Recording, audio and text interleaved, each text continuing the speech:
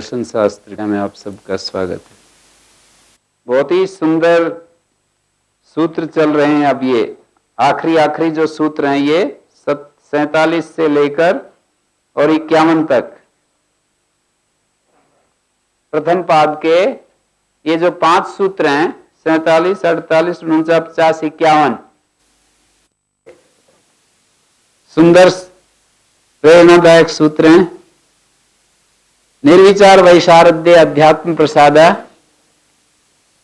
निर्विचार समाधि का जो वैशारद्य है, स्वच्छ स्थिति प्रवाह को वैशारद्य कहते हैं। इसके प्राप्त होने पर अध्यात्म का प्रसाद, अध्यात्म कहते हैं हमारी जो बुद्धि है, ग्रहण शक्ति, मतलब ग्रहण, ग्रहिता, ग्रहण, ग्राह्य 3 विषय होते हैं। ग्रहिता हमारा आत्म भाव है, उससे बाहर जो है 2 चीजें होती हैं, ग्रहण और ग्राह्य। हमारे पास जो बुद्धि तत्व है, एक डॉक्टर पाल हमको सुनाते थे कि रामायण में, रामचरितमानस में, रामायण रामचरितमानस के नाम से बोल रहा हूं, रामचरितमानस में श्री राम जी और रावण के युद्ध के बारे में वो एक चर्चा है। ये पूछा कि श्री राम जी कैसे जीतेंगे रावण को, इतना बलशाली, इतना ये, इतना वो, उसकी बड़ी प्रशंसा की। तो वहां संत तुलसीदास ने श्री राम के उस विजय रथ का जो वर्णन किया है, अद्भुत है कि राम जिस रथ से रावण को जीतेंगे वो ऐसा भौतिक रथ नहीं है, और वो पढ़ने लायक है, वास्तव में पढ़ने लायक है, याद करने लायक है। तो उसमें यह दिखाया है कि बुद्धि जो सारथी है और तप, संयम आदि जो उसके साथ में लगे हुए हैं, बहुत लंबा चौड़ा विस्तार में वो कहा है। संत तुलसीदास तो अद्भुत गजब कर दिया वहां पर तो लिखने में। राम रथ, हाँ, तो आप लोगों को याद है ये तो सब। तो ये जो हमारी बुद्धि है, इसको निर्मल, उसकी जो निर्मल स्थिति है, उसको यहां पर अध्यात्म प्रसाद शब्द से कहा है। कब, कैसे मिलती है ये अध्यात्म, बुद्धि की निर्मल स्थिति कैसे प्राप्त होती है? उपाय बताया, निर्विचार वैशारद्य। निर्विचार, जितना हम निर्विचार रहेंगे, उसकी जितनी अधिकता हमारे अंदर होगी, वैसे ही ये चीज हमारे, ये जो हमारी बुद्धि की स्वच्छता है वो बढ़ती जाएगी। हमने, मनुष्यों ने सुविचार की महिमा तो पढ़ी है, जानी है, समझी है, लेकिन निर्विचार की महिमा बता रहे हैं पतंजलि। सुविचार की महिमा तो हमने पढ़ी है कि सुविचार, मनुष्य को सुसंकल्प में रहना चाहिए, शिव संकल्प में रहना चाहिए। पर जो शिव संकल्प का आधार भित्ति है, आधार भूमि है, वो है निर्विचार। जिस भूमि पर ये सुविचार के फूल खिलते हैं, उस भूमि का नाम है निर्विचार। निर्विचार स्थिति अपने आप में विचार नहीं होते हैं। निर्विचार का मतलब विचार का निरोध। पर विचार का निरोध करने से हमारे को क्या उपलब्ध होता है, हमारे जीवन में क्या प्राप्ति होती है, वो इस सूत्र में उसकी महिमा गाई है। निर्विचार वैशारद्य अध्यात्म प्रसाद।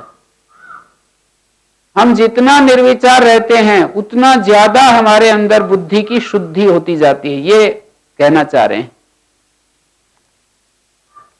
अशुद्धि आवरण मलापेतस्य प्रकाशात्मनो बुद्धि सत्तस्य। ऐसे जो बुद्धि सत्व जिसमें अशुद्धि रूपी जो आवरण मल है वो हट गया है। अशुद्धि रूप जो आवरण मल है, अशुद्धि क्या है? रजस और तमस की जो बहुलता है, इसको अशुद्धि कहते हैं। उसका जो अशुद्धि रूप जो आवरण मल है, आवरण माने आच्छादक जो मल है, आवरण आच्छादन करने वाला जो मल है उससे मुक्त जो प्रकाश स्वरूप बुद्धि सत्व, ये विशेषण है प्रकाशात्मनों का। प्रकाशात्मनो बुद्धि सत्वस्य का विशेषण है। कैसा बुद्धि सत्व? प्रकाश स्वरूप, आत्मा का स्वरूप है। प्रकाशात्मना प्रकाश स्वरूपस्य, प्रकाश स्वरूप है जिसका, ऐसा जो बुद्धि सत्व है उसका रजस और तमस से अनभिभूत, रज और तम के द्वारा न दबना।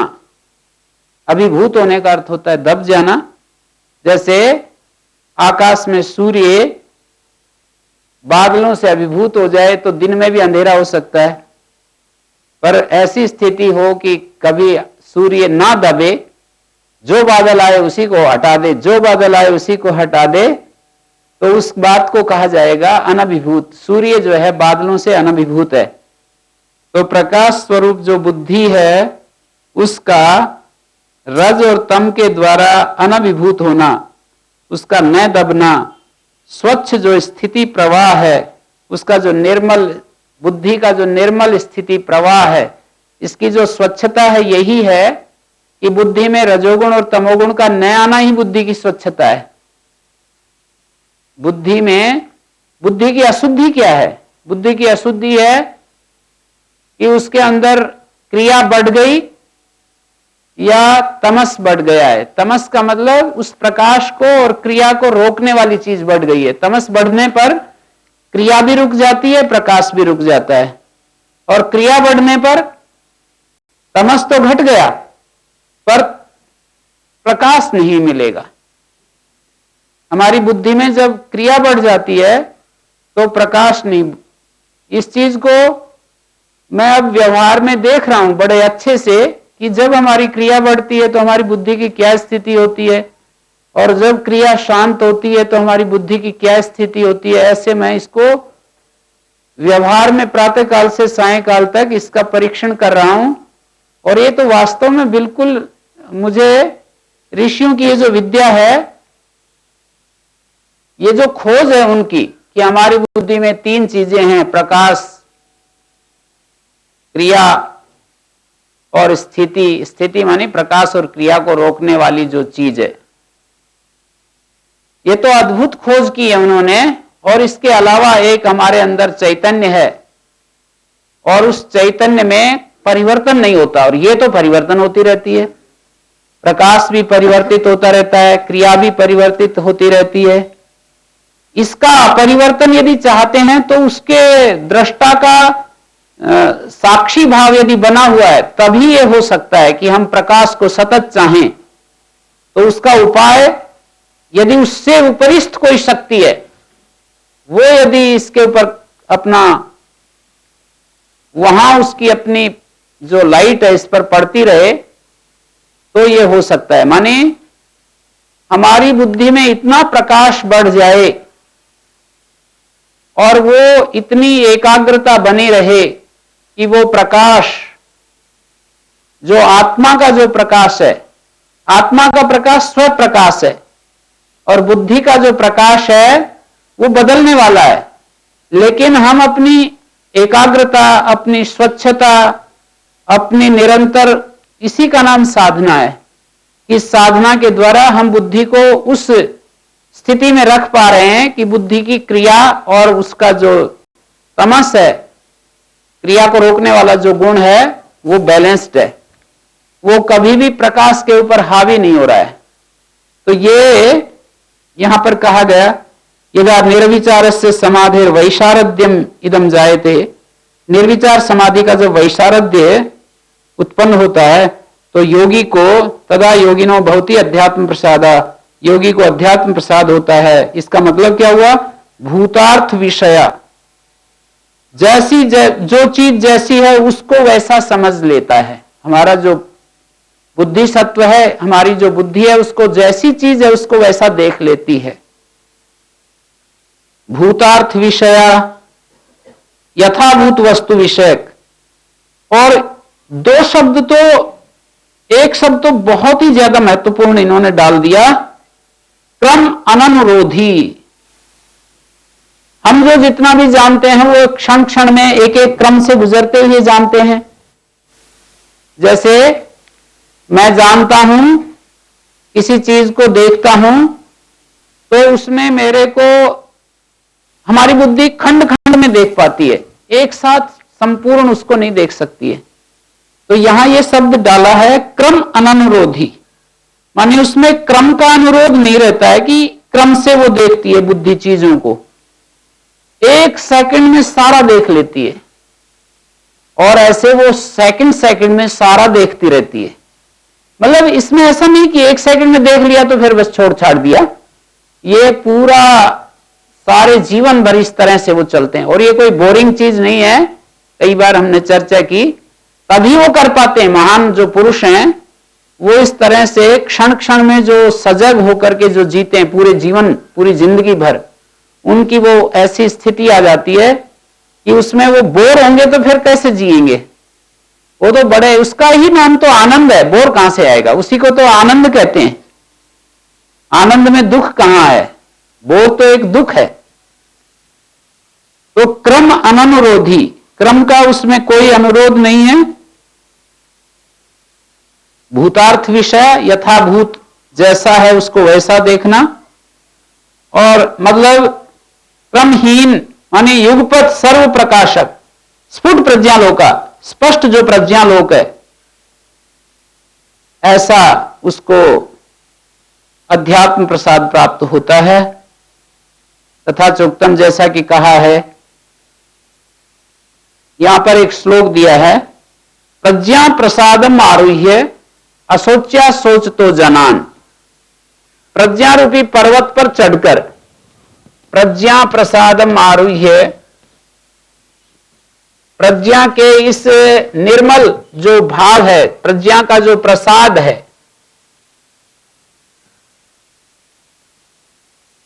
प्रासाद, प्रज्ञा प्रसादम आरुह्य, प्रसाद नहीं है ये प्रासाद है। प्रसाद तो सूत्र में बोला है वो अलग अर्थ में है, और प्रासाद महल को कहते हैं। ऊंचा कोई महल हो, पहाड़ के ऊपर भी महल बना देते हैं, पहाड़ फिर उसके ऊपर महल। प्रज्ञा प्रासाद आरुह्य असोच्या सोच तो जनान, आरुह्य मानी चढ़कर, असोच्या सोच तो जनान,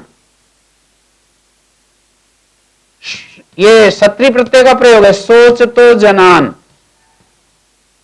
और क्षत्रिय प्रत्यय एडजेक्टिव होते हैं, प्रेजेंट पार्टिसिपल भी बोलते हैं इसको। सोच तो जनान, जनान का विशेषण है ये। स्वयं शोक नहीं कर रहा है वो, स्वयं शोक नहीं कर रहा है वो, शोक करते हुए लोगों को देख रहा है। असोच्या, स्वयं जो है शोक मुक्त है और दूसरे शोक में डूबे हुए हैं, ऐसी स्थिति उसको सामने आ जाती है।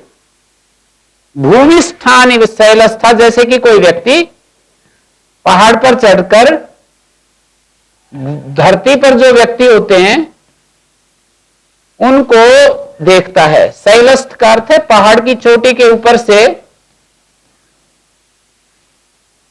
भूमिष्ठान शैलस्थ सर्वान प्राज्योनु पश्यति,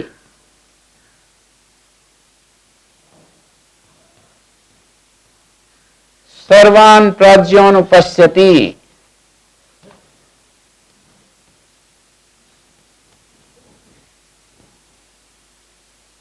पहाड़ के ऊपर चढ़ने के बाद पहाड़ पर जो है, हाँ जी, है? अच्छा, प्रज्ञा प्रासाद मारुह्य असोच्या सोच तो जनान, हो सकता है प्रसाद भी हो सकता है, बाद में देख सकते हैं। इसमें तो प्रासाद ही है इस पुस्तक में। प्रज्ञा प्रासाद मारुह्य असोच्या सोच तो जनान, भूमिष्ठानिव शैलस्था। भूमिष्ठानिव शैलस्था का अर्थ है पहाड़, शैल कहते हैं पहाड़, पहाड़ पर स्थित हुआ भूमिष्ठान सर्वान, भूमि पर जो स्थित हैं उन सबको प्राज्य व्यक्ति, प्रज्ञावान व्यक्ति देखता है कि नीचे तो कहीं आग लग रही है, कहीं बाढ़ आ रही है, कहीं कुछ हो रहा है, और देखो मैं कितना सुरक्षित हूं यहां पर। एक करुणा का भी भाव आता है और अपने लिए कितना एक गौरव का भाव आता है कि मैं कितना यहां पर सुरक्षित हूं, नीचे कितनी भयानक बाढ़ आ रही है, कहीं एक तरफ आग लग रही है, तो आग लगी हुई है, बाढ़ आ रही है और कैसे जल रहे हैं, बह रहे हैं, इस विषयों की बाढ़ में जल रहे हैं, विषयों की आग में जल रहे हैं लोग, तो ऐसी स्थिति में वो देखता है। गुरुजी, बुद्धि, मेधा, प्रज्ञा, ऋतंभरा, इनके निमित्त क्या क्या है, अलग से क्या भेद है इनमें सब में, विशेषण क्या विशेषता है? बुद्धि तो एक सामान्य शब्द है, बुद्धि एक सामान्य शब्द है। अब उसी के कुछ कुछ विशेषताएं बतला दी हमारे अंदर। जब वो मेधा होती है तो मेधा उस स्थिति में कहते हैं जो कि चीजों को अपने साथ संयुक्त करके जो रखती है। धारणावती बुद्धि को मेधा कह देते हैं। जैसे हम किसी विषय को बताते हैं, आपको समझाते हैं और आप उसको धारण करके रखते हैं, तो ऐसी बुद्धि को मेधा कहते हैं, धारणावती बुद्धि। और प्रज्ञा, ऋतंभरा प्रज्ञा, ऋतंभरा तो एक विशेषण है प्रज्ञा का, अभी अगला सूत्र में आ रहा है, ऋतंभरा तत्र प्रज्ञा। प्रज्ञा का मतलब यह होता है विशिष्ट ज्ञान वाली जो बुद्धि, जो योग के द्वारा जो हमारे को प्राप्त होती है, जो सत्य को धारण करती है। ऋतम एव बिभर्ति सदा, सदा सत्य को जो धारण करे उसको ऋतंभरा कहते हैं। जैसे प्रज्ञा एक गुण को कह रही, मेधा धारण गुण को कह रही है, मेधा शब्द, तो ऐसे बुद्धि शब्द का निमित्त क्या, गुण निमित्त क्या? बुद्ध ज्ञाने, बुद्ध अवगमने। बुद्धि का मतलब ज्ञान। न्याय दर्शन में तो एक सूत्र ही बना दिया, बुद्धि उपलब्धि ज्ञानम इति अनर्थांतरम।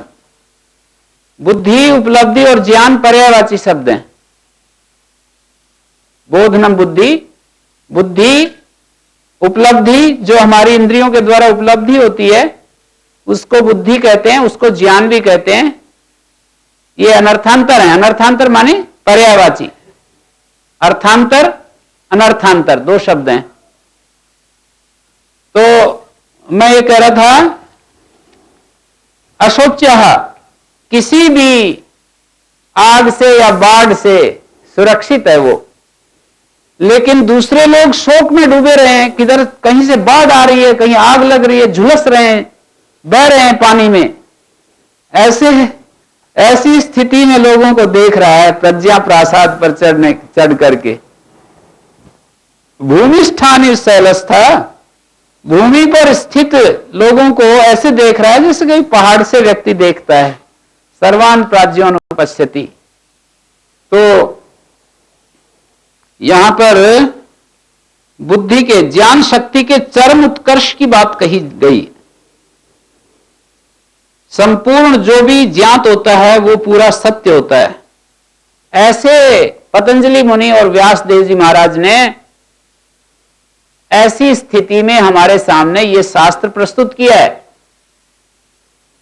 निर्विचार समापत्ति के चरम शिखर पर पहुंच करके उन्होंने हमारे लिए मार्ग प्रशस्त किया है, हमको ये रास्ता दिखाया है। यहां पर एक बात आपको समझाने के लिए कही जा रही है कि श्रुत ज्ञान और एक अनुमित ज्ञान होता है। शब्द शास्त्र के माध्यम से, मानी जैसे शास्त्र आप पढ़ रहे हो, सुन रहे हो, तो इससे आगम के द्वारा आप ज्ञान प्राप्त कर रहे हो, और इसी तरह से आप अनुमान के द्वारा, युक्ति के द्वारा आप ज्ञान प्राप्त कर रहे हैं। प्रत्यक्ष जो ज्ञान होता है वो विशेष विषयक होता है, और जो अनुमान और आगम के द्वारा जो ज्ञान मिलता है वो सामान्य विषयक होता है। ये बात हमेशा समझ लें। सामान्य विषयक, विशेष विषयक। प्रत्यक्ष के द्वारा जो ज्ञान होता है वो विशेष विषय वाला होता है। जैसे एक तो आप आंखों से अपने किसी जगह को देख लो, और एक पत्र के द्वारा आप उसको जानो।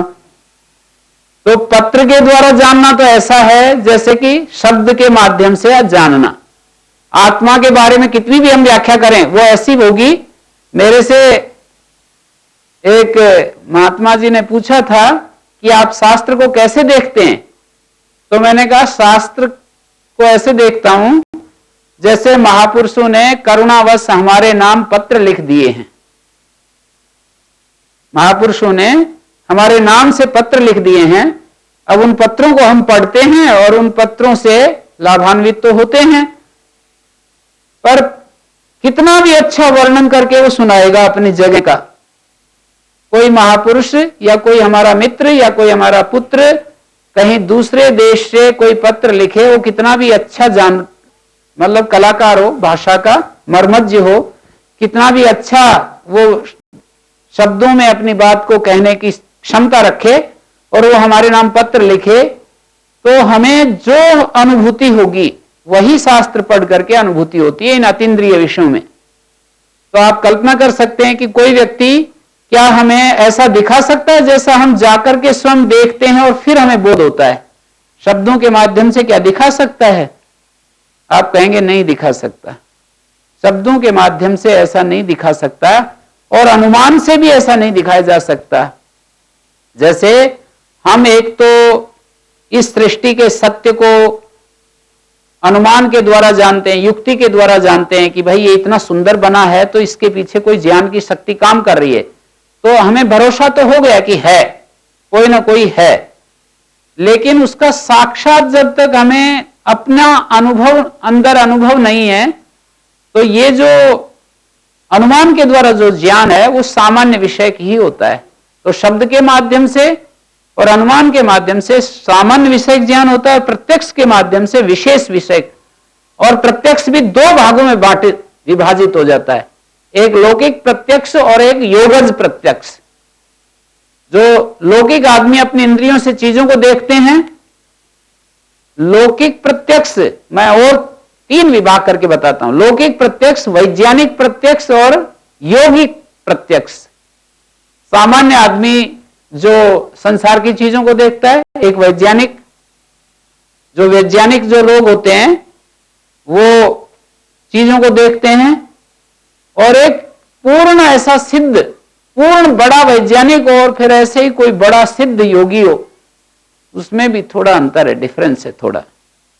वैज्ञानिक यद्यपि योगी जैसे ही हो जाते हैं, तत्व चिंतन में उनकी भी सूक्ष्म मेधा हो जाती है, स्थिर हो जाते हैं उस विषय को जब वो देखते हैं, फिर भी योगियों की मेधा बेजोड़ है। योगियों की जो मेधा है उसकी कोई मिसाल नहीं है। तो ये प्रज्ञा प्राप्त करके महर्षियों ने इसी प्रज्ञा को प्राप्त करके श्रुतियों के रूप में उपदेश किया है। ये श्रुतियां क्या हैं? इस प्रज्ञा का ओवरफ्लो है। ये प्रज्ञा की स्थिति में जाकर के उन्होंने श्रुतियों के रूप में अपने अनुभव प्रकट किए। तो उनके तो अनुभव हैं, हमारे लिए वो सामान्य विषय की रहता है। उनका साक्षात अनुभव है, पर जैसे ही वो शब्द दूसरों के लिए बोला जाएगा तो वो उसके भूतकाल के एक्सपीरियंस को बताता है।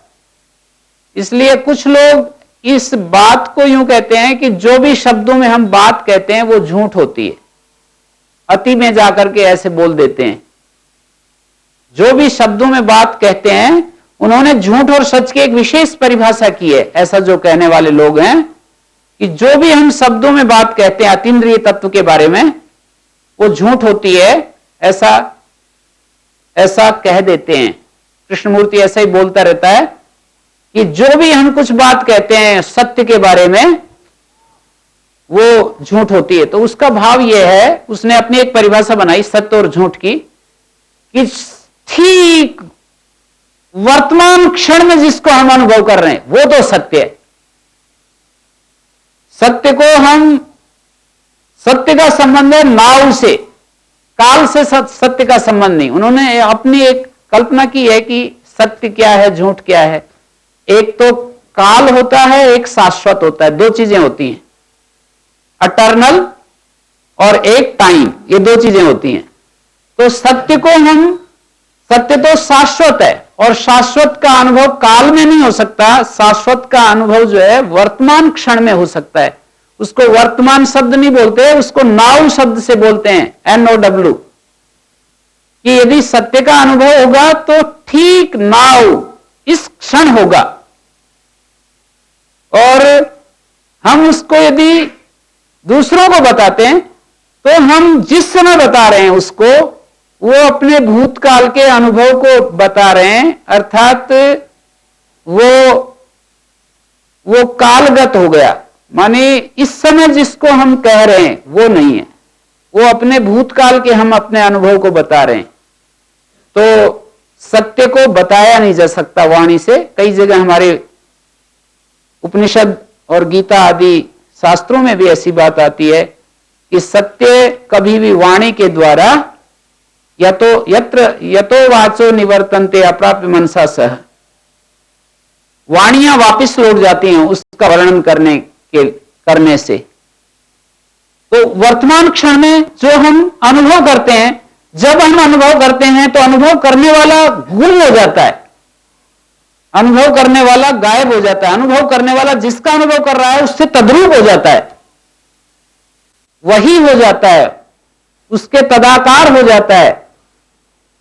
और जब वो कहता है तो उससे अलग होकर के कहता है, उस अनुभव से अलग होकर के कहता है। तो समाधि की स्थिति में ही हमारे को साक्षात अनुभव होता है। उस अनुभव को हम जो दूसरों को बताते हैं तो केवल एक आश्वासन, एक प्रस्ताव हम दूसरों के लिए रख सकते हैं कि भाई मेरे को तो मतलब मैंने इसको देखा तो मुझे सच पाया, आप लोग भी करके देख सकते हो। इतने अर्थ में वो हमारे लिए प्रेरणा बन सकती है। वो हमारे लिए, मैंने यहां पर जो एक कैंप लगा था तो गणेश जी से पूछा कि आप शास्त्र आदि को कैसे देखते हैं, तो उन्होंने यही बात कही कि शास्त्र तो अच्छी प्रेरणा है हमारे लिए, प्रेरणा के रूप में शास्त्र को मैं देखता हूं। तो शास्त्र जो है वो हमें प्रेरणा इस रूप में बन रहे हैं कि उसके लिए हम अबोध अवस्था में हैं और हमको ये दुनिया ही सत्य दिखाई देती है और उधर हमारा कोई गति नहीं है, तो हमारे सामने एक प्रस्ताव रखते हैं शास्त्र कि आप उस तरफ जाकर के उन दृश्यों को देख सकते हैं, स्वयं अपने अधिकार पर जांच कर सकते हैं, अपने अधिकार पर जांच पड़ताल करके स्वयं ठीक है गलत है इसको प्रमाणित करके देख सकते हैं। ऋतंबरा तत्र प्रज्ञा तस्मिन, तत्र मानी वहां, समाहित जो चित्त है उस अवस्था में जो प्रज्ञा होती है उसका नाम ऋतंबरा है। तस्मिन समाहित चित्तस्य या प्रज्ञा जायते तस्या ऋतंबरा इति संज्ञा भवति अन्वर्था च सा। वो संज्ञा अनवर्थ है। अनवर्थ का मतलब होता है नाम के अनुसार अर्थ से युक्त, जैसा उसका नाम है वैसा ही उसका अर्थ है। हमारे संज्ञाएं दो होती हैं, एक रूढ़ी संज्ञा, एक अनवर्थ संज्ञा। रूढ़ी संज्ञा जो होती है केवल नाम मात्र होता है, उसका उस संजी में वो विशेषता को नहीं बताती, लेकिन अनवर्थ संज्ञा जो होती है संजी की विशेषता बताती है। हमेशा अनवर्थ संज्ञा का काम यह है कि संजी की एक विशेषता को बतलाए। जैसे व्याकरण में इत संज्ञा होती है तो ये अनवर्थ संज्ञा है। संजी की विशेषता क्या बतलाती है? इत का मतलब होता है जाने वाला। इन गतौ धातु से इत बनता है और इत का मतलब जाने वाला। तो संजी जो वहां पर जिसकी इत संज्ञा की जाती है वो जाने वाला होता है। इसी तरह से सवर्ण एक संज्ञा है व्याकरण की, समान वर्ण को सवर्ण कहते हैं। तो वहां जो संजी होते हैं उन दो वर्णों को हम समान धर्म से युक्त देखते हैं, इसलिए उनको इस नाम से पुकारते हैं। तो ये अनवर्थ संज्ञाएं, पर व्याकरण में कई टी, घु, भय इत्यादि जो संज्ञाएं हैं वो रूढ़ी संज्ञाएं भी हैं। वहां संजी में वो विशेषता हमको देखने के लिए नहीं मिलेगी। तो ऋतंबरा तत्र प्रज्ञा, ये जो ऋतंबरा इति संज्ञा भवति, उसका नाम ऋतंबरा होता है। तत्र प्रज्ञा, जो प्रज्ञा हमें मिलती है उसका नाम ऋतंबरा होता है। ऋतंबरा संज्ञा बता रहे हैं। ऋतंभरा को विशेषण ना दे करके ऋतंभरा को ही संज्ञा बता रहे हैं। मानी वहां जो प्रज्ञा उपलब्ध होती है समाहित चित्त योगी को, तस्मिन समाहित चित्तस्य या प्रज्ञा जायते तत्र समाहित चित्तस्य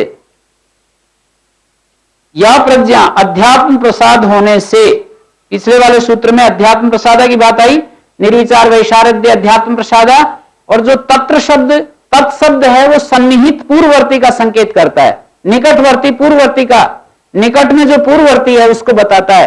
तो तत्र शब्द से क्या लेंगे? अध्यात्म प्रसाद लेंगे। अध्यात्म प्रसाद के होने पर मानी हमारी बुद्धि की निर्मल स्थिति प्राप्त होने पर जो प्रज्ञा उत्पन्न होती है उसका नाम ऋतंभरा होता है। अनवर्था सा सत्यमेव विभर्ति न तत्र विपर्यास गंधोपि अस्ति, वहां विपर्यास का थोड़ा सा लेश मात्र भी नहीं होता। गंध का अर्थ है लेश मात्र भी, विपरीत ज्ञान का लेश मात्र भी नहीं होता है। और यहां ये एक वो दिखा है, आगमेन अनुमानेन ध्यानाभ्यास रसेन च त्रिधात् प्रकल्पयन् प्रज्ञां लभते योगम उत्तमम्। 3 प्रमाण होते हैं, उनको यहां पर दे रहे हैं। आगमेन, ये अनुमानेन, आगमेन अनुमानेन, ये 2 प्रमाण हो गए। ध्यानाभ्यास रसेन च, ध्यानाभ्यास रसेन च,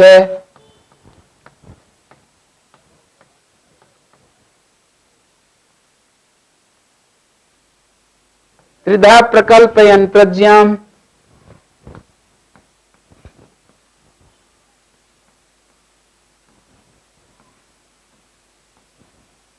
प्रकल्पयन् प्रज्ञां लभते योगम उत्तमम्।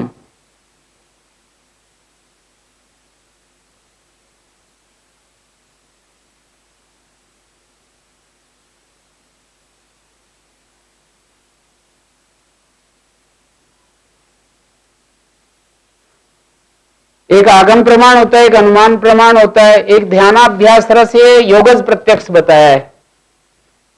ध्यानाभ्यास रसेन योगज प्रत्यक्ष के द्वारा 3 प्रकार से प्रज्ञा का निर्माण करता हुआ जो साधक है वो उत्तम योग को प्राप्त कर लेता है। लभते योगम उत्तमम, उत्तम योग को प्राप्त कर लेता है। मनु महाराज ने भी कहा एक जगह कि आगमम च अनुमानम च शास्त्रम च विविधागमम, आगम को, अनुमान को और विविध जो शास्त्र हैं इन तीनों को हमें शुद्ध करते रहना चाहिए। आगमम च अनुमानम च विविधम शास्त्रम च विविधागमम त्रयम सुविदितम कार्यम धर्म शुद्धिम अभीप्सता। जो धर्म शुद्धि की अभिप्सा कर रहा है उसको इन तीनों को निर्मल करते रहना चाहिए, इनको प्योरीफाई करते रहना चाहिए। क्या क्या? प्रत्यक्षम च अनुमानम च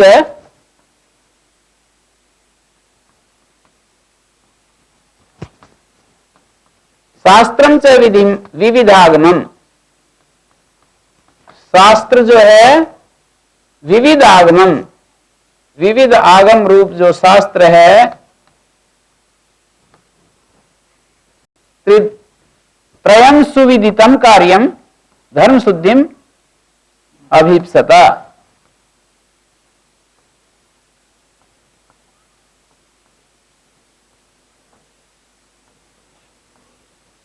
धर्म शुद्धिम अभीप्सता।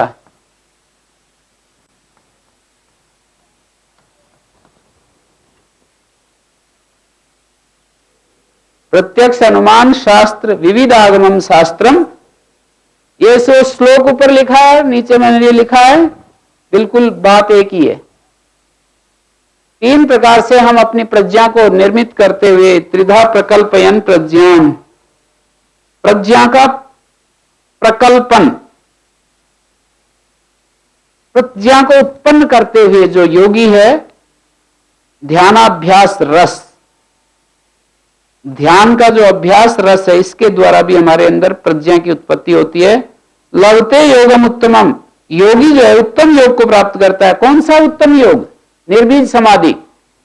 निर्बीज समाधि, बिना आलंबन के जो समाधि होती है, आखिरी में जो इस पाद के अंतिम सूत्रों में वर्णन हो रहा है, आखिरी सूत्र में तस्यापि निरोधे सर्व निरोधात् निर्बीज समाधि, निर्बीज समाधि। तो लभते योगम उत्तमम, उत्तम योग। उत्तम योग क्या है? निर्बीज समाधि को प्राप्त करता है।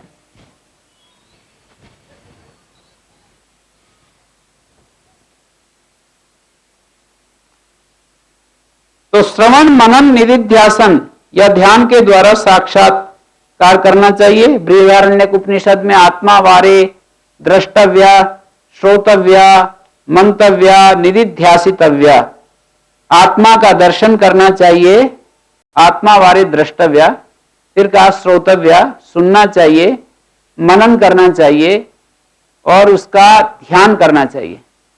निधिध्यासितव्या का अर्थ है ध्यान करना चाहिए।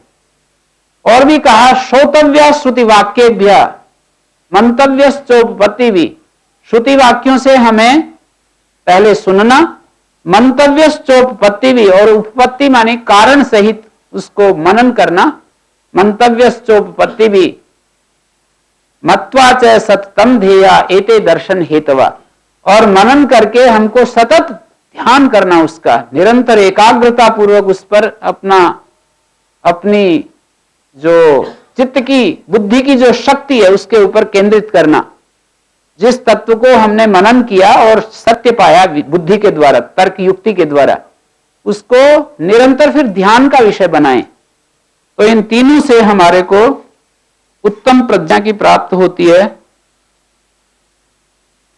श्रवण करके यदि जान लें कि आत्मा बुद्धि से अलग चीज है, सुन करके यदि हमने समझ लिया कि आत्मा जो है वो बुद्धि से पृथक चीज है,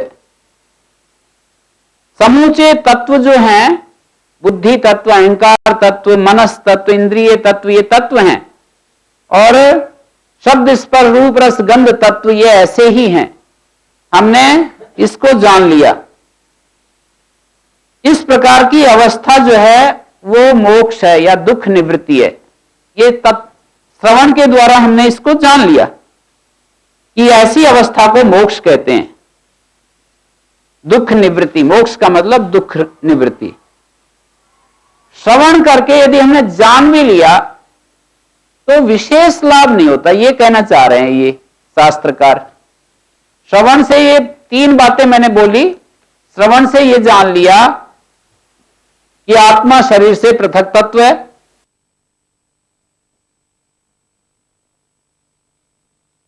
दूसरी बात ये जान ली कि समुच्चय तत्व ऐसे ही हैं जैसा ये कह रहे हैं, और इस प्रकार की अवस्था को दुख निवृत्ति कहते हैं। इस प्रकार का जब अनुमान भी कर लिया, पुरुष और अन्य तत्वों की सत्ता का निश्चय भी हो गया अनुमान के द्वारा, फिर भी दुख निवृत्ति होने की पूरी आशा नहीं होती, आंशिक रूप से होती, थोड़ी बहुत होती है। मतलब प्रत्यक्ष और अनुमान के द्वारा हमारे को आंशिक दुख निवृत्ति होती है, पूर्ण दुख निवृत्ति की आशा नहीं है। मैं शरीर आदि नहीं हूं, ऐसा मान लीजिए किसी ने, शरीर से अलग मैं एक तत्व हूं।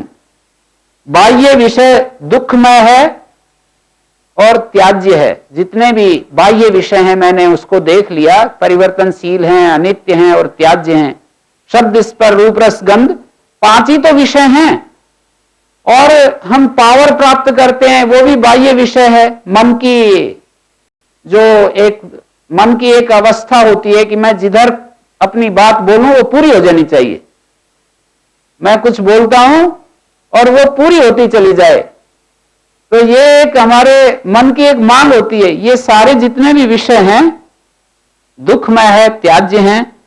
मैं कोई वैषयिक संकल्प नहीं करूंगा, ऐसा मान लीजिए किसी ने निश्चय कर लिया, कोई वैषयिक संकल्प नहीं करूंगा। सारे जो बाह्य विषय हैं दुखमय हैं, मैं शरीर से भिन्न हूं, पृथक हूं। इन विषयों को बार बार भावना और ध्यान करते करते, भावना करते हैं, ध्यान करते हैं इन विषयों का, उनकी जब सम्यक उपलब्धि हो जाती है, भावना करते हैं, ध्यान करते हैं कि अच्छा मैं शरीर से पृथक हूं, हमारी बुद्धि थोड़ी सी बैठती है उसमें, फिर धीरे धीरे धीरे धीरे सम्यक जब उपलब्धि हो जाती है तो मोक्ष का यह साधन हो गया है। कोई आदमी मैं शरीर नहीं हूं, 100 युक्तियों से जान लिया कि मैं शरीर नहीं हूं, और थोड़ा सा भी कोई प्रतिकूल स्थिति आती है तुरंत हम दुखी हो जाते हैं, हमारा चित्त डिग जाता है, मतलब चलायमान हो जाता है। तो इसका मतलब यह है कि हमने इस साधन को अभी नहीं किया है, जो ये कहना चाह रहे हैं योग शास्त्रकार। ज्ञान, उसका ज्ञान और एक प्रकार से उस समय अज्ञानी का ज्ञान, दोनों बराबर हो जाते हैं। किसी ने जान लिया, मोटा सा उदाहरण दें कि क्रोध करना अनावश्यक है, व्यर्थ है, क्रोध करना अच्छा नहीं है, और किसी मौका पर विशेष परिस्थिति में किसी को गुस्सा आ गया तो ज्ञानी और अज्ञानी उस बिंदु पर समान हो जाते हैं। ज्ञानी और अज्ञानी उस बिंदु पर उस क्षण समान हो जाते हैं। तो निर्विचार समाधि के द्वारा विषय का जो ज्ञान होता है उसकी अपेक्षा कोई उत्तम ज्ञान किसी से नहीं हो सकता। संपूर्ण सत्य ज्ञान होता है। रित का अर्थ वह सत्य जो साक्षात हमारे अनुभव में आ गया है। हमारा दो प्रकार के ज्ञान होते हैं, एक परसेप्चुअल फैक्ट और एक कॉन्सेप्चुअल फैक्ट। जो कॉन्सेप्चुअल फैक्ट बन गया हमारे लिए उसको रित शब्द से कहते हैं, और जो हम सुन करके हम एक अवधारणा बनाते हैं, हमारे मन में एक तत्वों के बारे में एक अवधारणा बनती है, उसको परसेप्चुअल फैक्ट कहते हैं, उसको कॉन्सेप्चुअल फैक्ट नहीं कहते हैं। तो रित का मतलब ही होता है conceptual fact. Ritambhara, conceptual fact से युक्त हमारी बुद्धि को रितंभरा बुद्धि कहते हैं। पुनः आगे कहते हैं श्रुतानुमान प्रज्ञाभ्याम अन्य विषया विशेषार्थत्वात्। ये जो प्रज्ञा, रितंभरा प्रज्ञा है, उसकी बड़ाई कर रहे हैं कि सामान्य जो आगम से जो हमारे बोध होता है और जो अनुमान से बोध होता है उससे ये अलग प्रकार की है। अन्य विषय विशेषार्थत्वात्, विशेष का निश्चय कराने के कारण। श्रुतम आगम विज्ञानम तत्सामान्य विषय, बार बार दोहरा रहे हैं। जो श्रुत ज्ञान है वो आगम से जो हमें मिलता है, आगम यानी शास्त्र से हमें मिलता है, सामान्य विषय वाला होता है वो। तत्सामान्य विषय नहीं आगमेन शक्यो विशेषो अभिधातुम। जो आगम होता है वो विशेष को नहीं कह सकता। नहीं आगमेन, आगम के द्वारा विशेषः अभिधातुम न शक्य, विशेष कहा नहीं जा सकता आगम के द्वारा। नहीं आगमेन विशेष अभिधातुम शक्य। अकस्मात कहते हैं किस हेतु से आगम विशेष को नहीं कहता? नहीं विशेषण कृत संकेता शब्द, कि जो शब्द होता है वो विशेष में संकेत नहीं होता है। विशेष हमेशा, बड़ी वैयाकरण इसको समझ सकते हैं और मीमांसक इसको समझ सकते हैं। कहते हैं शब्द जो है वो विशेष को बताता नहीं है, सामान्य को बताता है। जैसे वृक्ष शब्द वृक्षत्व को बताता है, गो शब्द गोत्व को बताता है। ये जो मीमांसकों का कहना होता है कि शब्द जो है जाति को कहते हैं, और जाति क्या होती है? अनेक में अनुगत जो सामान्य धर्म है उसको जाति कहते हैं। तो शब्द जो है मूलतः जातिवाचक होते हैं, मानी सामान्य अर्थ के लिए शब्द संकेत किया जाता है। तो नहीं विशेषणकृत संकेता शब्द, विशेष के लिए शब्द बना ही नहीं है, उसका सामर्थ्य ही नहीं है। ये शब्द तो सामान्य के लिए ही संकेत किया जाता है, सामान्य अर्थ का ही संकेतक होता है। नहीं विशेषण, विशेष अर्थ में शब्द जो है संकेत किया हुआ नहीं होता है। आगे कहते हैं तथा अनुमानम, और अनुमान की भी वही स्थिति है। सामान्य विषय में अनुमान भी सामान्य विषय, कहीं धुआं देखते हैं और हम अनुमान करते हैं कि वहां आग है, तो सामान्य तो बोध होता है। ये थोड़ी पता लगेगा कितनी आग की स्थिति, कितना परिमाण है, कितनी। हमने किसी हाथी के गोबर को देख लिया जंगल में, तो ये नहीं पता लगेगा कि वो कितने हैं, उसका शरीर का आकार बच्चा है या बड़ा है, कोई शक्तिशाली है, ऐसा पता नहीं लगेगा। तो अनुमानम सामान्य विषय, जो अनुमान है वो भी सामान्य विषय होता है। यत्र प्राप्ति तत्र गति, यत्र अप्राप्ति तत्र न गति न भवति गति इति उक्तम। ये व्याप्ति को दिखाकर अनुमान को बीच में ला रहे हैं। अनुमान कैसे जाना जाता है? व्याप्ति के द्वारा जाना जाता है। जैसे किसी ने यहां पर पृथ्वी की या सूर्य की स्थिति परिवर्तन होते हुए हम देखते हैं, तारों की, नक्षत्रों की, चंद्रमा की, एक जगह कहीं होता है चंद्रमा, फिर सुबह कहीं होता है, सायंकाल उदय होता है तो कहीं दिखता है, सुबह कहीं दिखाई देता है, और सूर्य प्रातः काल हमको इधर दिखाई देता है, सायंकाल इधर दिखाई देता है।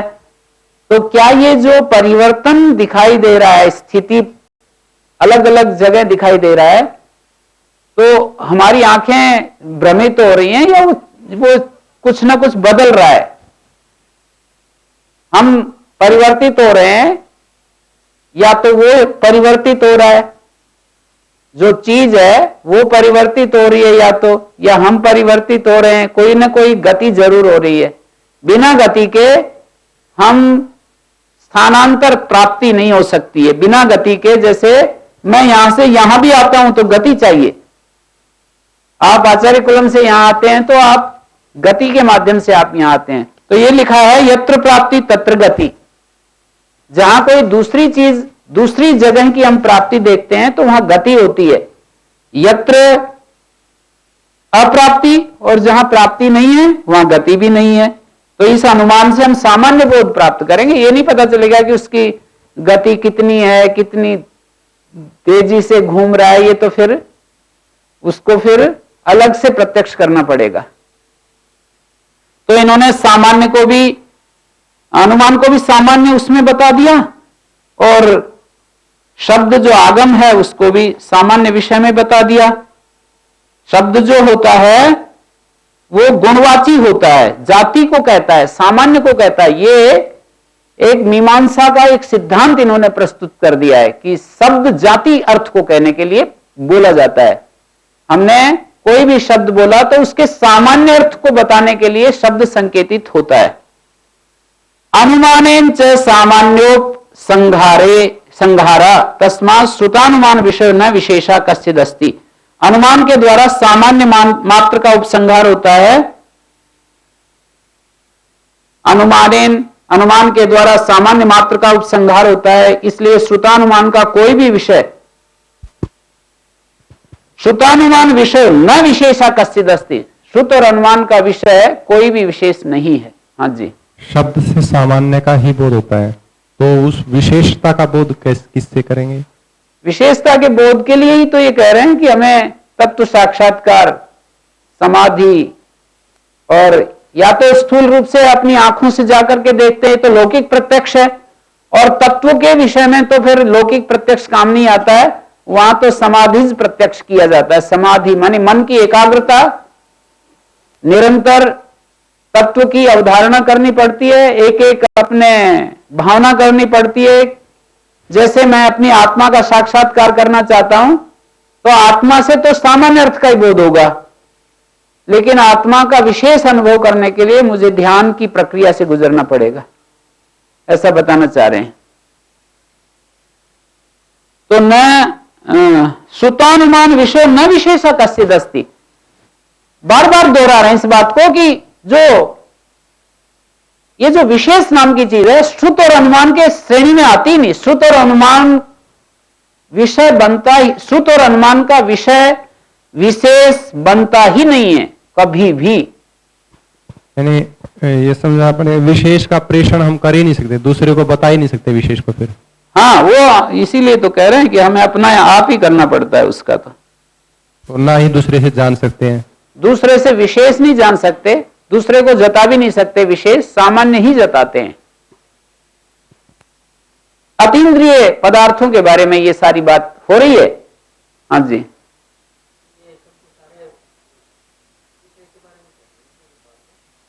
ये सारे शब्द जो है अतीन्द्रिय चीजों के बारे में, तत्व के बारे में कह रहे हैं। तत्व साक्षात्कार, जो 25 तत्व हैं उनकी बात कर रहे हैं। ये जो शब्द इस पर रूप रस गंध हैं, ये भी कल एक ब्रह्मचारी पूछ रहा था मेरे से, कि ये जो है ये तो दिख रहे हैं हमारे को, ये पत्थर आदि, ये सारी पृथ्वी आदि, ये इसमें ध्यान की क्या जरूरत है? ये जैसे दिख रही है, ये लोहा दिख रहा है, इसमें ध्यान क्या करेगा? तो हम जो स्थूल भूत है उसके लिए भी हमें एकाग्र होना पड़ता है उसके ऊपर। ये जो है इसको लौकिक प्रत्यक्ष कहते हैं, ये योगज प्रत्यक्ष नहीं है। ये जो हम देख रहे हैं 5 भूतों को जो हम देख रहे हैं, फिर आगे वो पूछने लगे क्या है फिर ये जो है, जैसे पृथ्वी भूत है, ये क्या है?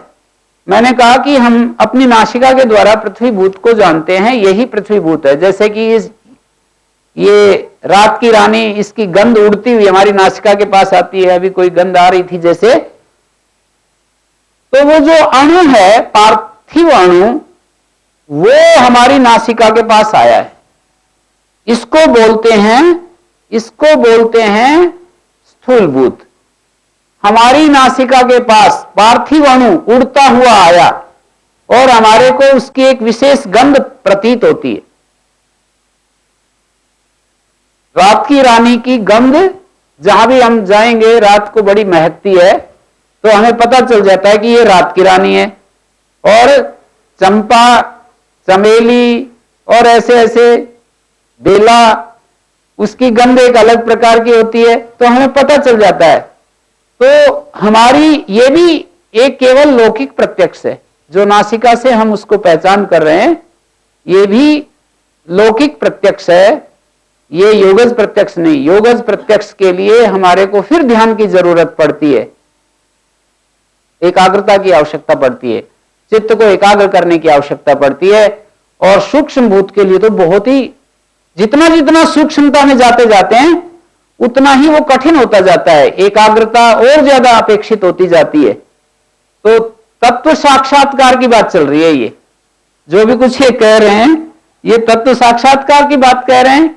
बाकी तो हम देखते ही हैं चीजों को, तो ऐसे जैसे किसी पौधे के अंदर हम अपनी ध्यान की शक्ति का प्रयोग करते हैं, तो हमारा मन जो है पूरा का पूरा उसके अंदर घुस करके, ये मन की शक्ति अद्भुत है। कभी कभी स्वप्न में ऐसा लगता है कि मैं भोजन कर रहा हूं, और भोजन करते करते ऐसा लगता है कि पेट भर गया, तृप्त हो गया, और वहां कोई भोजन भी नहीं होता है और कोई चीज भी नहीं होती है, केवल मात्र हमारा मन क्रिया कर रहा है कि मैं भोजन कर रहा हूं और पेट भर गया है, बस अब मैं और ज्यादा नहीं खाऊंगा, ऐसी स्थिति आ जाती है। तो मन जो है, ये तो हमारे अनुभव में आने वाली चीजें मैं आपके सामने रख रहा हूं।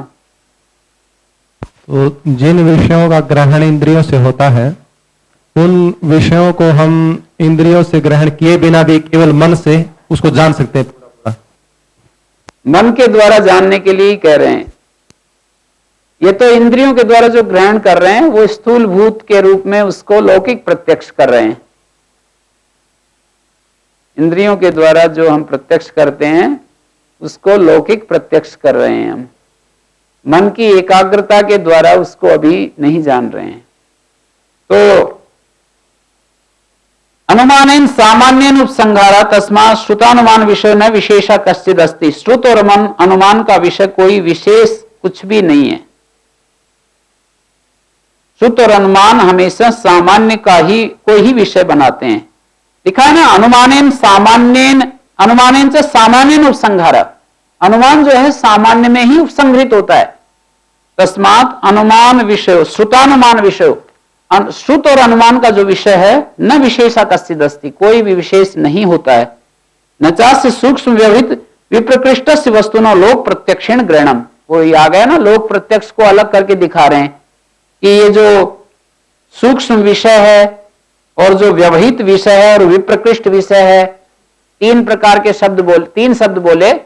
कोई सूक्ष्म विषय और जो दूरस्थ विषय, विप्रकृष्ट मानी दूर और व्यवहित मानी दीवार के परली तरफ, इन सब चीजों का हम लोक प्रत्यक्ष के द्वारा ग्रहण नहीं कर सकते। सूक्ष्म का भी नहीं कर सकते और जो इस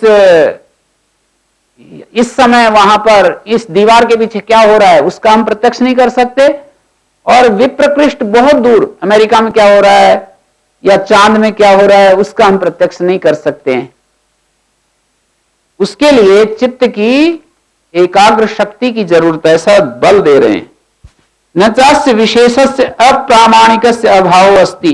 कोई ये कहे कि ये विशेष नाम की जो चीज है ये तो किसी के अनुभव में आती नहीं, अप्रामाणिक है, मतलब तीन परमाणु से ये सिद्ध नहीं हो रही है। अप्रामाणिक का मतलब तीन परमाणु से सिद्ध नहीं हो रही है। कौन कौन से? आगम, अनुमान और लोक प्रत्यक्ष। आगम से और अनुमान से और लोक प्रत्यक्ष से आत्मा नाम की चीजें, ऐसी ऐसी चीजें हमारे को सिद्ध नहीं हो रही है, हमारे को समझ में नहीं आ रही है। आगम तो अपनी बात कह रहा है पर मेरे कुछ समझ में नहीं आया, ऐसे कहते हैं हम। अनुमान कुछ कर रहा है, मेरे कुछ समझ में नहीं आया। लोक प्रत्यक्ष से भी नहीं हो रहा है, तो कहते हैं नच अस्य विशेषस्य अप्रामाणिकस्य अभाव अस्ति। कहते हैं अभाव, कोई यूं कहे कि ये तो है ही नहीं, कहते हैं अभाव नहीं है, समाधि ज्ञान निर्ग्राह्य, समाधि प्रज्ञा निर्ग्राह्य उससे विशेषो भवति भूत सूक्ष्म गतो वा पुरुष गतो वा। कहते हैं वो जो सूक्ष्म तत्व है और जो पुरुष तत्व है समाधि प्रज्ञा से वो ग्रहण करने योग्य होता है। तो तस्मात् श्रुतानुमान प्रज्ञाभ्याम अन्य विषय सा प्रज्ञा, श्रुत और अनुमान ज्ञान से अलग प्रकार की वो प्रज्ञा होती है। विशेषार्थत्वात्, विशेष अर्थ वाली होने से वो विषय, श्रुतमान प्रज्ञा से वो ऋतंभरा प्रज्ञा अलग विशेष वाली होती है। विशेषार्थत्वात् का मतलब है भिन्न विषय वाली होती है, विशेष अर्थ वाली, विशेष मानी भिन्न, भिन्न विषय वाली होती है। तो यहां पर जो है ये हमको दिशा दी कि सूक्ष्म भूत के लिए इन्होंने कहा समाधि प्रज्ञा निर्ग्राह्य, क्योंकि स्थूल भूत तो फिर भी हमारे को लोक प्रत्यक्ष से हो ही रहा है अपनी इंद्रियों के द्वारा। जैसे मैं आंख के द्वारा जो जो मुझे दिख रहा है दुनिया में आंखों से, वो सारा अग्नि तत्व है। जो जो भी मेरे को जिह्वा के लिए कोई रस पैदा कर रहा है, कुछ भी, चाहे वो मिट्टी है, चाहे ये लोहे में कुछ एक विशेष प्रकार का रस आ रहा है, वो सारा जल तत्व है। जिस जिसको मैं छू रहा हूं वो सारा का सारा वायु तत्व है। जो मेरे त्वचा को स्पर्श हो रहा है वो सारा वायु तत्व है। और जो जो भी मेरे कानों में शब्द आ रहा है वो आकाश तत्व है। और जो जो भी मेरे को गंध, जो आंखों का रूप, कानों का शब्द और जिह्वा का रस और स्पर्श, ये सारे जो है ये स्थूल भूत का तो हमारी इंद्रियां प्रत्यक्ष करती ही हैं। लेकिन इन्होंने एक बात कही, सूक्ष्म भूत का प्रत्यक्ष हमारी इंद्रियों से नहीं हो सकता। और सूक्ष्म भूत के बाद आगे अहंकार का नहीं हो सकता, और मन का नहीं हो सकता, और हमारी इंद्रियों का नहीं हो सकता, और कर्मेंद्रियों का भी नहीं हो सकता। केवल स्थूल भूत जो है हमारी इन स्थूल इंद्रियों के द्वारा आंशिक रूप से करती हैं। उसको हम मान सकते हैं कि हमारी इंद्रियां स्थूल भूतों का प्रत्यक्ष कर रही हैं। महक आ रही है, कोई हमारे को गंध आ रही है, दुर्गंध आ रही है, उसका प्रत्यक्ष हो रहा है हमारे को। लेकिन 24 तत्वों में से 5 को निकाल दें तो हम ये कहेंगे 19 तत्वों के लिए तो हमें ध्यान की एकाग्रता की जरूरत है। और उन 5 तत्वों का जो कॉम्बिनेशन है, कोई पदार्थ विशेष का हमें प्रत्यक्ष करना है, किसी जैसे हृदपिंड का प्रत्यक्ष करना है, तो हम यहां बैठे बैठे अपनी ध्यान की शक्ति को किसी के हृदय में डाल सकते हैं और उसका प्रत्यक्ष कर सकते हैं। हम ध्यान के द्वारा बैठे बैठे अमेरिका में बैठे हुए व्यक्ति के ऊपर अपनी ध्यान की शक्ति का प्रयोग करके ऐसा ये कहना चाहते हैं। और ये 50वां सूत्र भी बहुत सुंदर आ रहा है।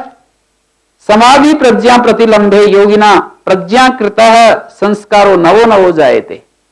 जब व्यक्ति को समाधि प्रज्ञा प्राप्ति हो जाती है, समाधि प्रज्ञा प्रतिलंब, प्रतिलंब का अर्थ है प्राप्ति। योगी को प्रज्ञाकृत संस्कार, प्रज्ञा के द्वारा किया गया जो संस्कार है वो नया नया उत्पन्न होता जाता है। प्रज्ञा तो एक ज्ञान है, एक विज्ञान है, चित्तगत एक विज्ञान है। जैसे दो चीजें होती हैं, एक वृत्ति और एक संस्कार। तो प्रज्ञा जो है एक ज्ञान रूप है कि मैं उसको जान रहा हूं, अनुभव में आ रहा है, अनुभव रूप होती है प्रज्ञा। जैसे हमारे को आम हम खाते हैं, कोई गुलाब जामुन खाते हैं, कोई ककड़ी खाते हैं, कोई मिर्च खाते हैं, इंद्रियों से अलग अलग टेस्ट लेते हैं, तो वो जो है हमारा ज्ञान होता है। उसको हम योग दर्शन की भाषा में उसको कहें तो वृत्ति होती है, ज्ञानात्मक व्यापार होता है वो चित्त का। उसको विज्ञान भी कहते हैं, उसको प्रत्यय शब्द भी कहते हैं। 3 शब्दों से हम उसको प्रस्तुत कर सकते हैं। चित्तवृत्ति, प्रत्यय, विज्ञान, अनुभव, ये भी कह सकते हैं। ये जो हमारी चित्तवृत्ति होती है, जो हमारे अंदर प्रत्यय उत्पन्न होता है, प्रत्यय का अर्थ एक कारण होता है, यहां पर प्रत्यय का मतलब जो चित्त से हमारे को बोध होता है, और विज्ञान, अनुभव, ये सारे संस्कार को पैदा करते हैं। एक ही बात को मैंने अलग अलग शब्दों में यहां पर लिखा है। चारों शब्द एक बात को ही कहते हैं। इससे हमारे अंदर एक संस्कार पैदा होता है। संस्कार,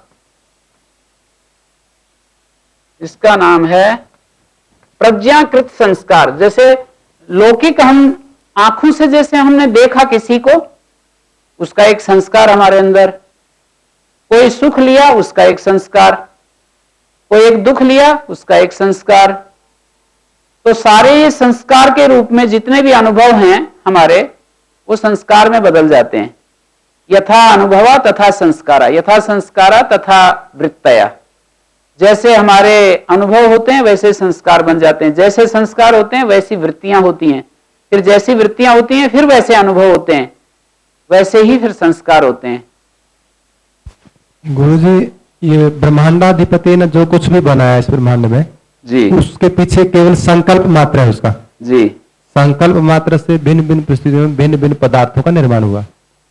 और हम हमारे शरीर में भी देखते हैं कि भिन्न भिन्न चिंतन से हमारे शरीर की संरचना या रोग भिन्न भिन्न होते हैं। तो क्या योग की इस गति से वो चीज हम भीतर ही नहीं बनाई जा सकती क्या? जो हम बाहर से इंद्रियों से ग्रहण करते हैं, हम अन्न लेते हैं, रोटी लेते हैं, सब्जी लेते हैं और कोई तत्व लेते हैं, वो उस स्थिति से, उस संकल्प से अंदर ही नहीं बन जाएगा क्या? सामान्य नियम तो यही है। अब ये एक विशेष स्थिति में तो इन्होंने आगे योगज सिद्धि लिखी है कि एक विशेष सिद्धि है जिसमें हमारी भूख प्यास निवृत्त हो सकती है। उदान जयात, यहां पर एक तीसरे पाद में एक सूत्र है, कंठ कूपे छुत पिपासा निवृत्ति।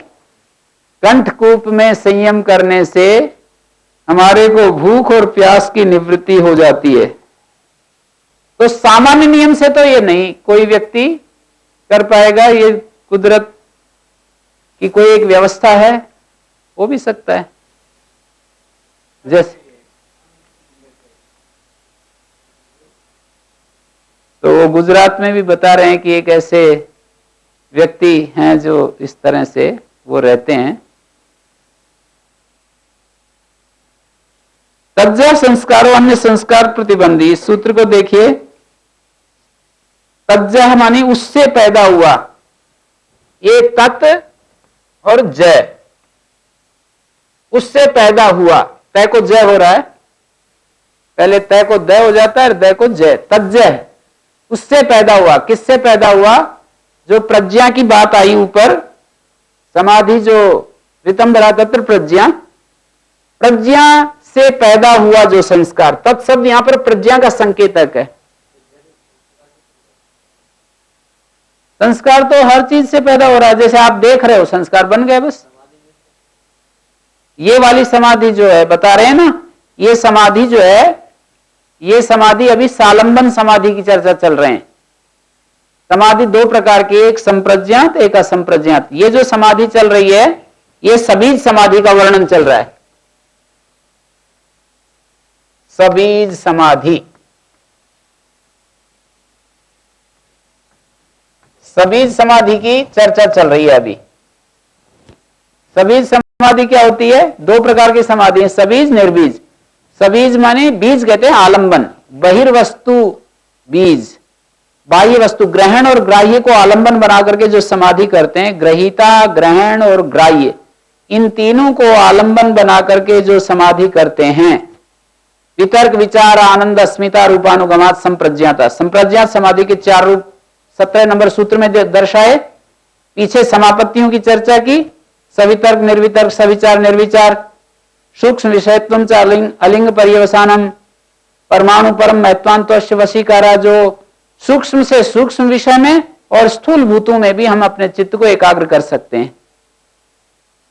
दो शब्द वहां पर डालें, परमाणु परम महत्व। सूक्ष्म से सूक्ष्म में और स्थूल से स्थूल में। परम महत्व शब्द इस पर रूप रस गंध, जो पृथ्वी अप तेज वायु आकाश है, उसमें भी अपने चित्त को एकाग्र कर सकते हैं और उधर सूक्ष्म तत्व में भी कर सकते हैं, ये बताया। तो अभी ये सारे आलंबन, ग्राह्य, ग्रहण और ग्रहीता, इन आलंबनों को हम लेकर के चल रहे हैं। तो जिस आलंबन को हमने लिया उसका संस्कार हमारे अंदर बनेगा। जिस आलंबन को हमने अपनी समाधि का विषय बनाया उसका संस्कार हमारे अंदर, यानी उसको हम जान रहे हैं। समाधि में हम उसको जान रहे हैं, तद्रूप हो गए। समाधि का मतलब अभिन्न रूप हो गए। समाधि जिस चीज के साथ हम एकाग्र हो रहे हैं तद्रूप हो गए हैं, और ग्रहणाकार बुद्धि भी समाप्त होगी, लेकिन उसका भी एक संस्कार बन रहा है। तो प्रज्ञा संस्कार नहीं, समाप्त नहीं हुई अभी, अभी समाप्त नहीं हुई। अभी तो बुद्धि के द्वारा हम उसके साथ तद्रूप हो रहे हैं। हम ये एक इतनी एकाग्रता होगी, ये कहा जा रहा है, आप इसको ऐसे समझिए, ऐसे ना समझें, बुद्धि खत्म होगी। इसको ये कहा जा रहा है कि जो ग्रहणाकार बुद्धि है वो भी वहां पर नहीं रही, अर्थात मैं इसको जान रहा हूं और ये मेरे से अलग है, ऐसा नहीं जान रहे हैं। मैं आपको, आप बैठे हैं और मैं आपको देख रहा हूं, ये एक बुद्धि की स्थिति है, ज्ञाता और ज्ञेय के रूप में। मैं अपने को भी जान रहा हूं और आपको भी जान रहा हूं, ज्ञाता और ज्ञेय की स्थिति है। लेकिन ज्ञाता बुद्धि के द्वारा, आंखों के द्वारा आपको जान रहा हूं, तीनों चीजें हैं यहां पर। मैं जानने वाला भी हूं, जिन साधनों से मैं जान रहा हूं, आंख और बुद्धि आदि का प्रयोग करके, वो भी है, और आपको देख रहा हूं। लेकिन जब हमारी एकाग्रता इतनी बढ़ गई कि उस समय मैं तद्रूप ही हो गया, तो स्वरूप शून्यमिव, यू शब्द डाला, स्वरूप शून्य जैसी स्थिति आ गई। मानी मैं इसको जान रहा हूं ऐसा बोध नहीं होता, तद्रूप हो गए। ये एकाग्रता की चरम सीमा की स्थिति है। तो उसका एक संस्कार, प्रज्ञा से उत्पन्न जो संस्कार है वो अन्य संस्कारों को रोकता रहता है, अन्य संस्कार नहीं उत्पन्न होते हैं। कौन से अन्य संस्कार? जो व्युत्थान के संस्कार हैं वो खत्म हो जाते हैं। अन्य संस्कार प्रतिबंधी, इसी को देख रहे हैं आगे। समाधि प्रज्ञा प्रभवा संस्कार, समाधि प्रज्ञा से उत्पन्न होने वाला जो संस्कार है वो किसको बाधित करता है? व्युत्थान संस्कार आशयम बाधते, व्युत्थान संस्कारों का जो समूह है उसको बाधता है। आशय का मतलब व्युत्थान संस्कारों का जो समूह है उसको बाधता है। व्युत्थान संस्कार का जो आशय है उसको बाधता है। बाधता है का मतलब रोकता है। समाधि प्रज्ञा से उत्पन्न हुआ जो संस्कार है, समाधि मानी ये संप्रज्ञात समाधि चल रही है। संप्रज्ञात समाधि का जो एक संस्कार हमारे अंदर, एकाग्रता, चरम एकाग्रता, समाधि मानी चरम एकाग्रता। किस विषय में चरम एकाग्रता? ग्राह्य विषय में या ग्रहण विषय में। मैं अपनी इंद्रियों का साक्षात्कार करना चाहता हूं या मैं किसी विषय का साक्षात्कार करना चाहता हूं, उसकी जो चरम एकाग्रता है उसका नाम समाधि। उससे मेरे अंदर एक संस्कार, एकाग्रता का संस्कार बन रहा है। आगे चौथे पाद में, तीसरे पाद में एकाग्रता और समाधि के बारे में लिखा है। देखिए तीसरे पाद में 11, 12 और 9 नंबर सूत्रों में चित्त के अंदर जो परिणाम होते हैं उनके बारे में बतलाया है।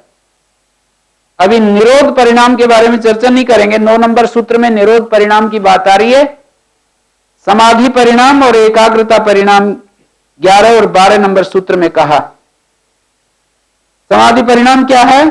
सर्वार्थता एकाग्रतयो क्षयोदयो चित्त समाधि परिणाम। सर्वार्थता का क्षय और एकाग्रता का उदय ये चित्त का समाधि परिणाम है। सर्वार्थता शब्द का अर्थ है चित्त की सब विषयों में गमनशीलता। जैसे अब मैं आपको देख भी रहा हूं, आपको सुन भी रहा हूं, आपको छू भी सकता हूं। जैसे कि ड्राइवर ड्राइविंग करते समय सारे विषयों को देखता रहता है कि वो आगे रोड पर कोई कुत्ता आदि तो नहीं आ गया, कोई आदमी तो नहीं आ रहा है, कोई गाड़ी टक्कर तो नहीं मार रही है, बातें भी कर रहा है। तो चित्त जो है कितने सारे विषयों को कर रहा है, लगा हुआ है।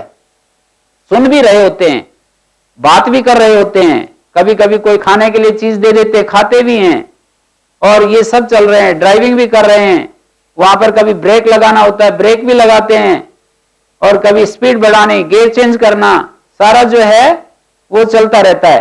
तो ये सर्वार्थता का उदाहरण है।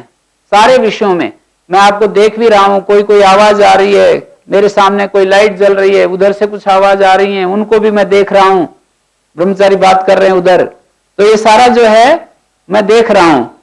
यहां ये मेरे कानों में आवाज आ रही है, ये सब मेरे सामने, ये सर्वार्थता है।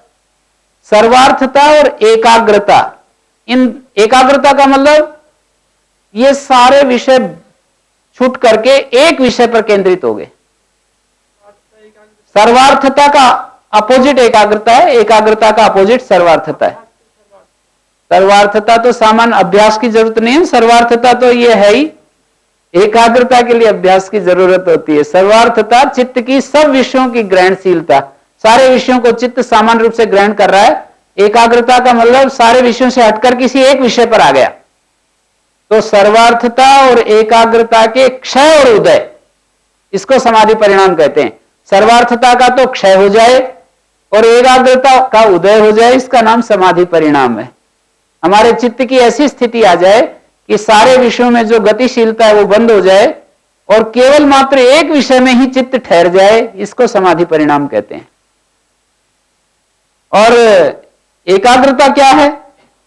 जैसे एकाग्रता बता दो, जैसे इसमें एकाग्रता शब्द डाला है, तो बोले एकाग्रता ये है कि जो प्रत्यय शांत होता है वही उदित होता रहे। हमारा चित्त एक एक क्षण में गतिशील है, एक एक क्षण में एक ज्ञान उदय होता है, उसका अस्त होता है, फिर उसका उदय होता है, अस्त होता है। तो ततः पुनः शांतोदितो, शांत और उदित माने वर्तमान क्षण में किसी धर्म का उदय होना और तत्काल उसका लीन होना, यह क्रम चल रहा है हमारे चित्त में। चित्त वृत्ति इस तरह से गति कर रही है। एक क्षण उदय होता है, जस्ट उसके अगले क्षण लीन होती है, फिर उदय होती है, लीन होती है, यह क्रम चल रहा है। जो वृत्ति शांत हो उसी वृत्ति का उदय होता रहे तो यह एकाग्रता है। जो चित्त की वृत्ति शांत होती है उसी का यदि उदय होता जा रहा है, शांतोदितो तुल्य प्रत्यय, ये तुल्य प्रत्यय होना चाहिए। प्रत्यय का मतलब जो ज्ञान वृत्ति है, प्रत्यय का मतलब है ज्ञान वृत्ति, इसको हम ज्ञान वृत्ति भी कह सकते हैं। प्रत्यय शब्द का अर्थ है ज्ञान वृत्ति।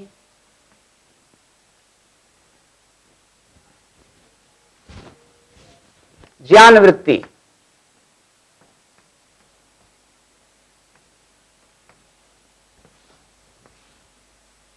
ये प्रत्यय माने ज्ञान वृत्ति। तो तुल्य प्रत्यय, तुल्य ज्ञान वृत्ति माने जो शांत हो वही उदित हो, तो उसका नाम एकाग्रता। जो ज्ञान वृत्ति शांत हो रही है उसी का यदि उदय हो रहा है तो ये चित्त का एकाग्रता परिणाम है। अब यहां पर आ जाइए आप, इस समाधि को देखिए। तज्जा संस्कार अन्य संस्कार प्रतिबंधी समाधि प्रज्ञा से उत्पन्न होने वाला प्रज्ञा प्रभवा संस्कार, जो संस्कार है व्युत्थान संस्कार के आशय को बाधता है, और व्युत्थान संस्कार के अभिभव होने से, व्युत्थान संस्कार अभिभवात तत्प्रभवा प्रत्यय न भवंती। व्युत्थान संस्कार जब अभिभूत हो गया, दब गया, तो उस व्युत्थान संस्कार के द्वारा जो प्रत्यय उठने होते हैं वो नहीं उठते। हमारी जो समाधि प्रज्ञा है वो एकाग्रता की स्थिति है। समाधि प्रज्ञा से व्युत्थान संस्कार बाधित होता है। व्युत्थान संस्कार के बाधित होने से व्युत्थान संस्कार से जो प्रभाव होता है, मतलब जो संस्कार, जो प्रत्यय उठना होता है, व्युत्थान संस्कार से जो प्रत्यय उठना होता है, प्रत्यय जो उठते हैं वो संस्कार से उठते हैं। ये यहां पर बार बार एक बात समझा रहे हैं, जो भी हमारे अंदर संस्कार उठ रहे हैं वो संस्कार, जो जो जो प्रत्यय उठ रहे हैं वे प्रत्यय संस्कार से उठ रहे हैं। तो व्युत्थान संस्कार जब दब गया तो तत्प्रभवा प्रत्यय, व्युत्थान संस्कार से उत्पन्न होने वाले प्रत्यय ज्ञान वृत्तियां नहीं उदय होती। व्युत्थान संस्कार से उत्पन्न होने वाली जो ज्ञान वृत्तियां हैं वो उदय नहीं होती। प्रत्यय निरोधे, जब सभी प्रत्यय निरुद्ध हो गए, एक प्रत्यय बच गया, प्रत्यय निरोधे सभी प्रत्यय निरुद्ध हो गया और कोई एक प्रत्यय बच गया, तो समाधि उपतिष्ठते, तो हमारी समाधि उपस्थित हो जाती है।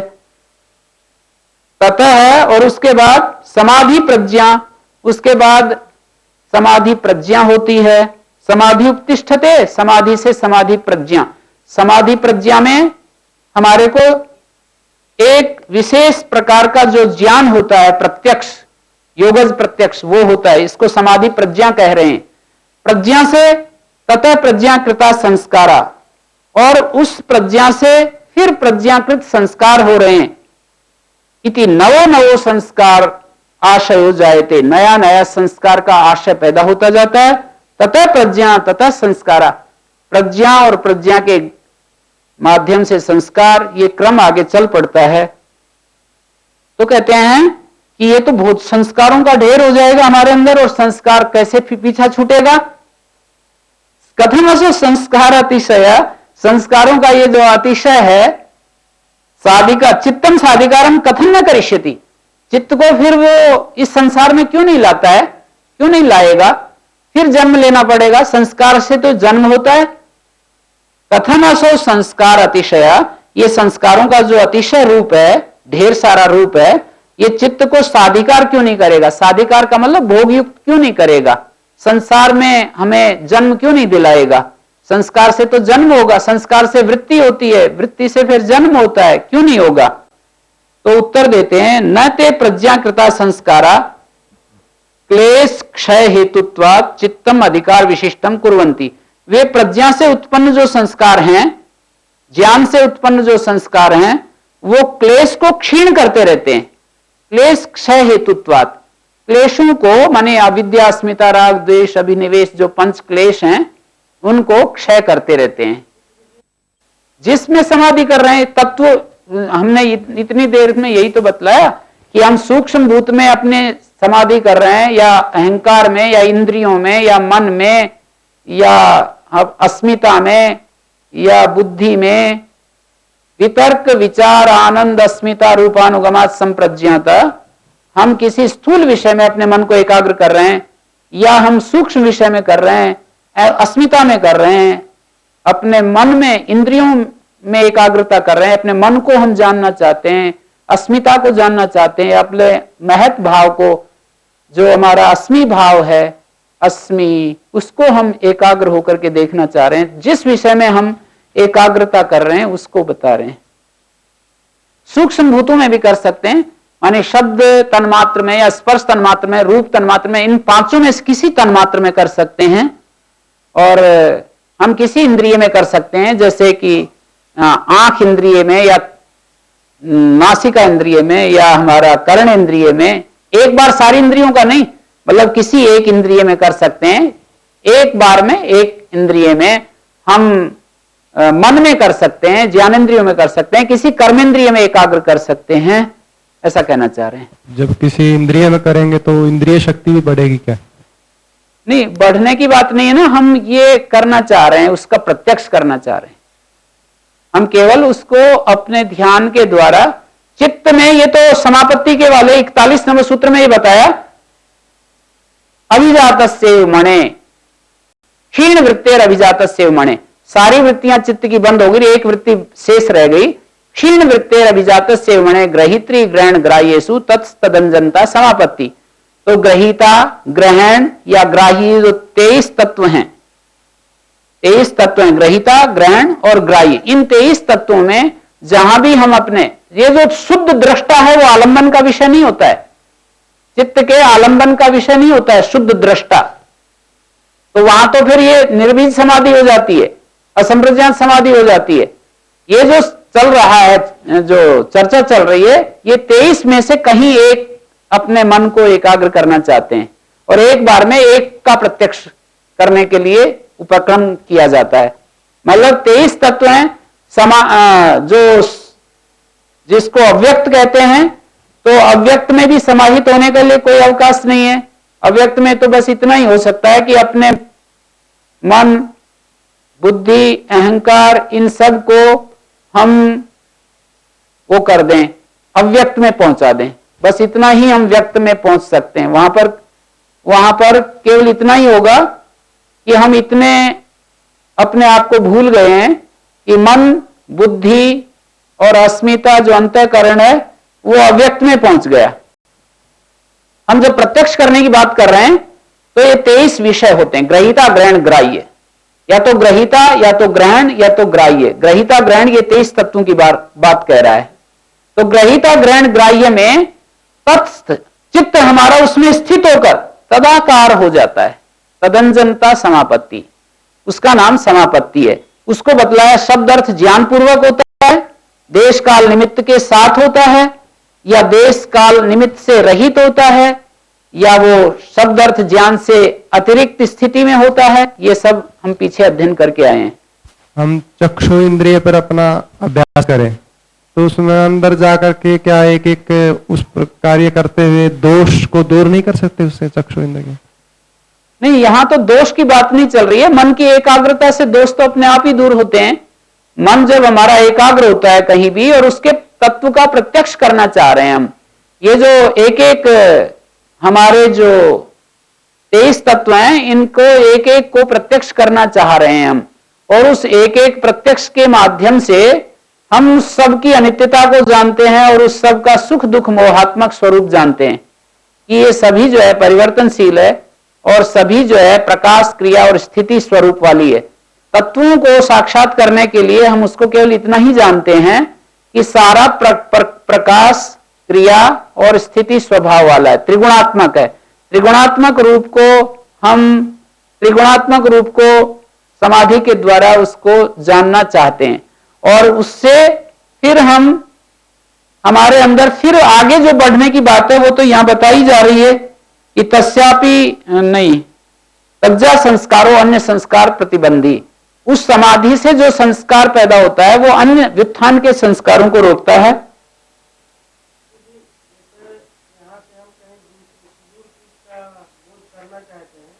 जी, जिसका हम करना चाहेंगे उसका, दूर बैठिए किसी चीज का प्रत्यक्ष करना चाहते हैं, जैसे यहां से हम चंद्रमा का प्रत्यक्ष करना चाहते हैं तो चंद्रमा को ही अपने ध्यान का विषय बनाना पड़ेगा और चंद्रमा में ही हमें एकाग्र होना पड़ेगा। तो ये कहना चाह रहे हैं कि चित्त को किसी भी चीज में एकाग्र किया जा सकता है, चित्त वहीं एकाग्र हो जाता है और तटस्थ होकर के तदंजनता मानी तदाकारता को प्राप्त हो जाता है। और ये जो ग्रहिता में जब हम स्थित होते हैं, ग्रहिता भी एक ग्रहिता और दृष्टा में भेद है।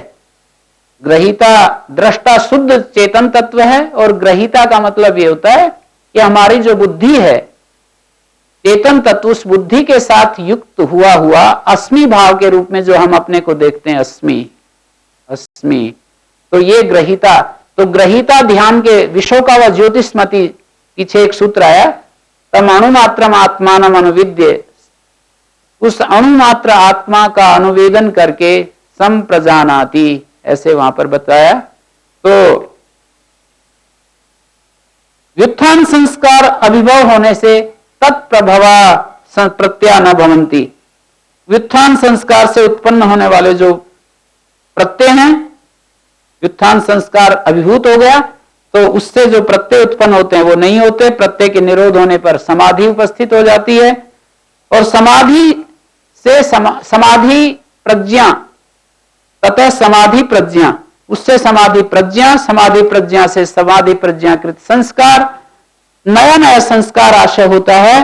तो ये संस्कार अतिशय चित्त को साधिकार क्यों नहीं करता? साधिकार का मतलब होता है चित्त को अधिकार विशिष्ट क्यों नहीं करता? विषय का जो उपभोग है या व्यवसाय है, इसी को अधिकार कहते हैं।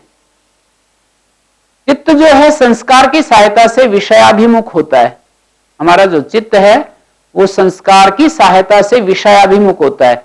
अधिकार शब्द टेक्निकल है योग दर्शन का। अधिकार का मतलब विषय का उपभोग या विषय का निश्चय।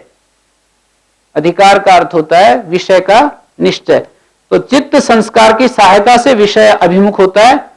तो कोई संशय हो सकता है कि संप्रज्ञात समाधि भी चित्त को अधिकार युक्त करेगी, तो उसी का उत्तर देते हैं। संप्रज्ञात संस्कार का अर्थ है जिससे चित्त के विषय ग्रहण का रोध हो।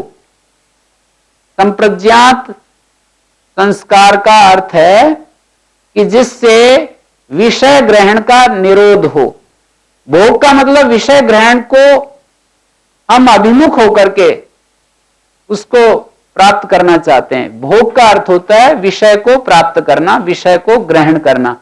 और संप्रज्ञात संस्कार का मतलब यह है चित्त के विषय ग्रहण का निरोध। विषय ग्रहण का निरोध ही संप्रज्ञात संस्कार है। तो यहां कहा कि वो संस्कार अतिशय चित्त को साधिकार क्यों नहीं करेगा? चित्त को साधिकार क्यों नहीं करेगा? तो उसके लिए बतलाया कि वो क्लेश क्षय हेतु वाला है, वो चित्त को अपने कार्य से रोक रहा है, इसलिए वो नहीं करेगा। तो यहीं अभी विराम देते